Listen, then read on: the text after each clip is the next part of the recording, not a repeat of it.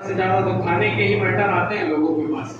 मैंने पहले भी मीटिंग में इसकी जानकारी दी थी कि यदि आप किसी थाने में जा रहे हैं और आप अपना परिचय दे रहे हैं, और जैसा कि प्रदेश अध्यक्ष जी ने कहा कि कोई भी कार्य को आप करने के पहले रिटर्न में ले लीजिए,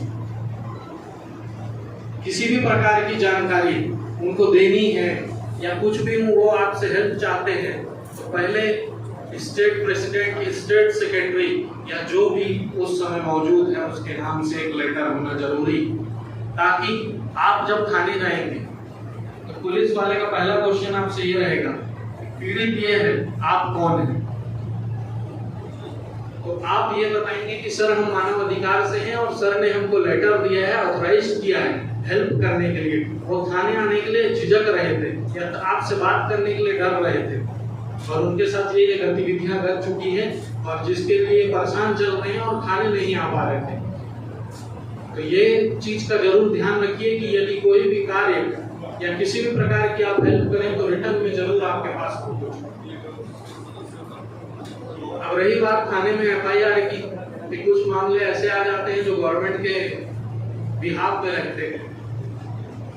पुलिस वाला कैसे आपकी तुरंत बात मान के या पक्षकार की किसी की भी बात मान के तुरंत रजिस्टर कर लेगा FIR गवर्नमेंट के उस पर। तो उसका प्रोसेस ये होता है कि आप अपनी बात को रखेंगे पहले थाने में जाके थानेदार के सामने कि साहब ये बात है, ये घटना इसके साथ घटी है और ये 2 दिन से बेचारा परेशान है और थाने आया भी था आपके पास, शायद अकेले आया था इसलिए आपने FIR इसकी लिखी नहीं, तो अब हम आए हैं इसके साथ, आप इसकी मदद करिए। तो यदि थानेदार बोलता है कि इस पे केस नहीं बनता है या इसकी कोई भी हेल्प नहीं की जा सकती है, तो उसका दूसरा ऑप्शन ये है, आप उसको ये बोलिए कि आप कंप्लेंट दायर करिए। अगर आप थानेदार FIR लिखने को तैयार नहीं है तो आप उसको ये बोलिए कि आप कंप्लेंट दायर करिए, क्योंकि कंप्लेंट एक ऐसा बेस बनेगा, यदि बाद में वो चीज प्रकरण में आती है या कोर्ट में मामला जाता है तो वो जो थाने की कंप्लेंट है वो कन्वर्ट करी जा सकेगी, बाद वो आपको हेल्प करेगा। यदि थानेदार कंप्लेन भी लिखने से मना करता है, बोलता है कि ये कंप्लेन भी नहीं कर सकते हम, ये है फलाना है, ये सेक्शन के अंदर आता है, ये आता है, तो कॉन्स्टिट्यूशन ऑफ इंडिया, संविधान जो है हमारा, तो राइट टू इक्वालिटी उस पर लिखा हुआ है, सबको सामान्यता है सभी चीजों को। तो उसके लिए जैसे लीगल तौर पे लोगों को जानकारी ज्यादा नहीं रहती है, लीगल जो एडवाइजर लोग रहते हैं, वकील साहब लोग रहते हैं, उन्हीं को जानकारी ज्यादा रहती है। तो आप ये करें, अगर कंप्लेंट दायर नहीं हो रही तो आप SP के पास जाएं और SP के पास आपको जाके कोई बहुत बड़ी रिक्वेस्ट या बहुत बड़ा लेटर या कोई बहुत बड़ी बात नहीं करनी कि हम SP के पास कैसे जाएंगे, जब हम TI से बात नहीं कर पा रहे हैं तो हम SP से क्या बात करेंगे। बहुत सारे लोगों के मन में क्वेश्चन रहता है कि हम SP के पास डायरेक्ट जाके बात क्या करेंगे, और ये जब नहीं सुन रहे तो वो क्या सुनेंगे हमारी। आप सिंपली SP के पास जाइए, अपॉइंटमेंट लीजिए, वो बिल्कुल आपको अंदर बुलाएंगे। आप उनको अपनी व्यथा बताइए कि साहब मेरी ये तकलीफ है, मैं थाने गया था, 2 बार होके आ चुका हूँ, लेकिन थानेदार साहब FIR भी लिखने को राजी नहीं है, कंप्लेंट भी दर्ज करने को राजी नहीं है, तो मैं आपकी मदद चाहता हूँ। तो SP साहब बोलेंगे कि आप रिटर्न में लिख के मेरे को एक सिंपल कागज जो A4 साइज का पेपर होता है, आप उसमें सिंपल लिख के अपनी कंप्लेंट जो जैसा है, आपने किस तारीख को आप थाने गए थे, कौन सा वहाँ थानेदार है, कौन से जुरिडिक्शन में आपका थाना आता है, शहर है, ग्रामीण है, उसकी जानकारी आप SP साहब को दे दो।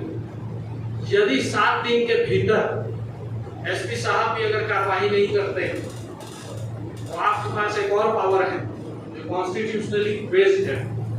डायरेक्ट आप मजिस्ट्रेट के पास पेश हो सकते हैं, डायरेक्ट आप मजिस्ट्रेट के पास जा सकते हैं, ऐसे सभी हमारे कानून में ऐसी राइट है। आप डायरेक्ट मजिस्ट्रेट के पास जाएंगे, मजिस्ट्रेट डायरेक्ट SP को ऑर्डर करते हैं या डायरेक्ट थाने को ऑर्डर करते हैं।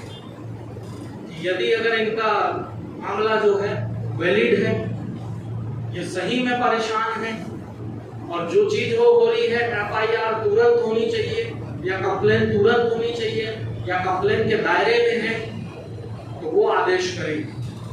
तो FIR का बहुत ही इजी वे मैंने आपको बताया। यदि थाने से नहीं हो रहा है तो कहां से काम होगा।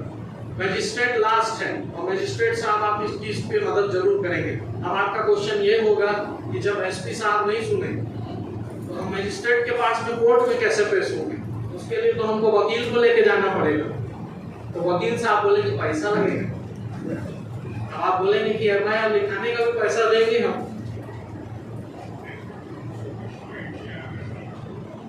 तो इसका क्या प्रारूप, इसकी भी जानकारी मैं आपको देता हूँ। यदि अगर कोई ऐसे वकील साहब आपके मौजूद हैं जो बोल रहे हैं कि मैं मदद करूंगा आपकी और पैसे लगेंगे, तो आप वकील साहब को भी साथ लेके जाइए अपने फिर कि आप भी साथ चलिए हमारे।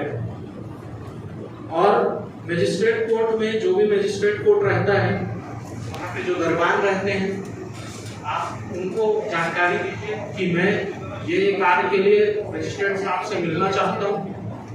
वो आपको कोर्ट के बाद या लंच के बीच में, जब वो अपने रूम में जाएंगे, रेस्ट रूम होता है कोर्ट के पीछे जज साहब लोग का, वहाँ पे आपको वो जरूर मिल के आपकी सहायता करेंगे। तो मेरे कहने का तात्पर्य है कि थाना, कोर्ट कचहरी से आदमी डरता क्यों? यही सब चीजों के लिए कि मानसिक रूप से परेशान हो जाते हैं आप छोटी सी चीज के लिए।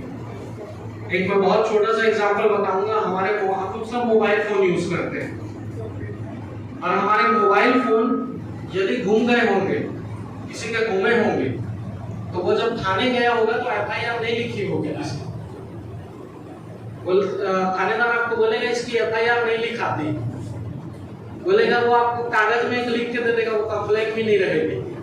और यदि आपका अगर साइबर में आपकी पहचान है और आपने उसको ट्रेस करवा भी लिया, तो वो आपको थाने से या कोर्ट से आपका मोबाइल वापस नहीं मिलेगा, वो पहुंच जरूर जाएगा वहां। तो मोबाइल की मैं बहुत छोटा सा एग्जांपल बता रहा हूँ, क्योंकि आज की डेट में मोबाइल जो है उस पर आपकी पूरी पर्सनल डिटेल से लेके बैंक भी। सबसे महत्वपूर्ण अगर मनुष्य के अंग के बाद कोई चीज है तो वो मोबाइल। तो जब बैंक भी इस पे है और कांटेक्ट भी इस पे है, तो इतनी महत्वपूर्ण चीज को यदि अगर घूम जाए तो उसके लिए कैसे आप वापस कैसे लेंगे? देखिए, वापस की तो साइबर सेल तक के पहुंचना और चीजों को करना बहुत मुश्किल है। इसके लिए ऑनलाइन पोर्टल बना हुआ है, ऑल इंडिया पोर्टल है ऑनलाइन। यदि मोबाइल आपका गुम गया या यदि आप इंटरनेट चलाना नहीं जानते, तो ये साइबर कैफे में भी, साइबर जो कैफे होते हैं वहां पे भी आपको ये जानकारी मिल जाएगी।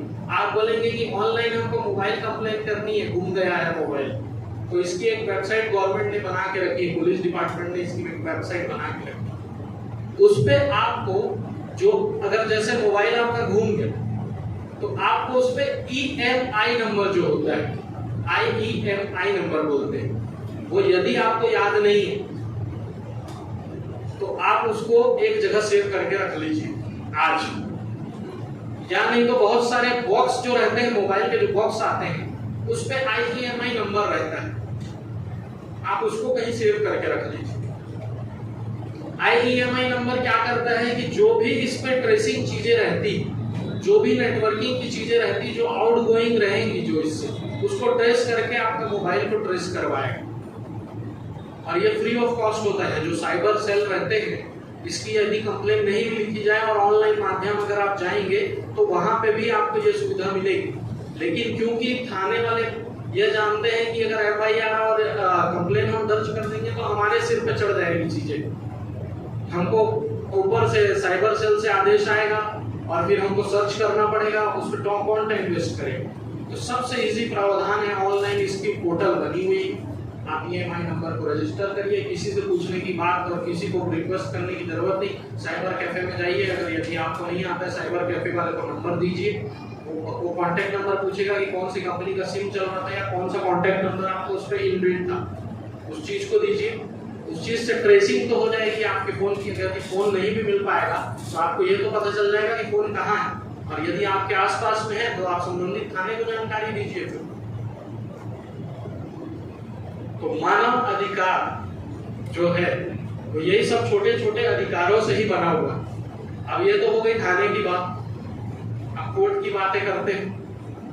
कोर्ट की बातें मैं ज्यादा इसलिए नहीं बताना चाहूंगा क्योंकि आज की डेट पे जो कोर्ट है, यदि आप सभी छत्तीसगढ़ से हो तो आप कोर्ट का हाल तो देख ही रहे हो, जो अभी रायगढ़ में घटना घटी। तो वकीलों को कहीं ना कहीं इन चीजों का ये बोल सकते हैं कि मुआवजा भुगतना पड़ रहा है। अब वकील साहब से भी पैसा लिया जाएगा अगर राजस्व विभाग में या कोई भी विभाग में, क्योंकि आप मेरे पास इस उद्देश्य से आए हैं कि वकील साहब मेरी हेल्प करेंगे, और हम ही किसी की हेल्प के लिए अभी बैठे हैं तो हम आपको न्याय कहां से दिलाएंगे। तो बात आती है कोर्ट की। कोर्ट में अभी कोर्ट इतना एडवांस हुआ नहीं है कि वो सब चीज ऑनलाइन पे की जा सके। कोर्ट की वो अभी युग आने में इंडिया में बहुत समय लगेगा, भारत में वो सब चीजों को समय लगेगा। सुप्रीम कोर्ट अभी जब ऑनलाइन काम नहीं कर पा रहा है ठीक से, तो हम अगर लोअर कोर्टों की बात करेंगे तो उतना संभव। लेकिन एक चीज है, कोर्ट की सहायता, जैसे कि हमारी टीम में लीगल एडवाइजर है बहुत सारे, आप उनसे कंसल्ट करिए, प्रदेश अध्यक्ष जी से बात करिए। फिर जब कोर्ट की बारी आती है, कोर्ट की बारी में जब राज्य के साथ बारी आएगी और मानव अधिकार उस पर जब जुड़ेगा, तो मानव अधिकार टीम जुड़ेगी, ना कि उस पर आप जुड़ेंगे। अगर मुद्दा इतना बड़ा है तो उस पर पूरी टीम जुड़ेगी, और जब टीम की बात आती है